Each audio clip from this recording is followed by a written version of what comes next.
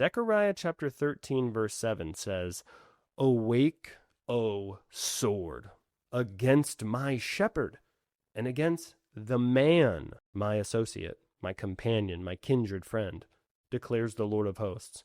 Strike the shepherd." Let's break this down quickly, but let's break this down line by line. The sword represents the wrath of God. You can see 30 cross references for this in the Bible. I'll give you one for the sake of time. Psalm 7, if a man does not repent, God will sharpen his sword. His hand will take hold of judgments. The sword, right? You use a sword to attack. It's a simple illustration. God is saying, awake, O sword. God is summoning the world for judgment. He is awaking his wrath. He's saying, rise up, O wrath. God's wrath is aroused. And why is that? It's very simple. God's wrath is aroused due to the violation of his law. Romans chapter 4, the law brings about wrath. The law cannot save you. The law shows you you are justly and rightly and goodly damned. It has no power to save you. The law brings wrath. The law is a mirror, so you realize how desperately you need Jesus Christ. That's the bad news in this verse. Awake, O sword. God, Yahweh, the creator of heaven and earth, summoning his wrath for the violation of his law. But here's the good news. The wrath of God is not directed at the sinner.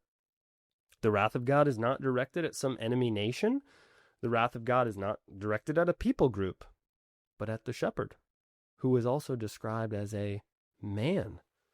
The shepherd's a man. The shepherd is God in the Bible, but the shepherd's also a man. And the shepherd experiences the wrath of God. The shepherd's not only just a man, he's an associate. He is a close companion with God. In the beginning was the Word. The Word was with God. The Word was God. And the shepherd is struck for the sins of his people.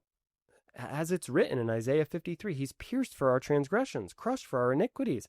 The chastening and punishment for our well-being fell upon him, and by his wounds we are healed. Do you see the good news of this verse? The sword of God's wrath, God the Father, plunged it into his own Son. I don't like big words, but I love this word, propitiation. Jesus died to satisfy the wrath of God for the violation of his law that me and you have broken. That is good news. That sword should cut us to ribbons, my friends. That sword should pierce our own hearts. But no, God awakes his sword and he plunges it into his own Son.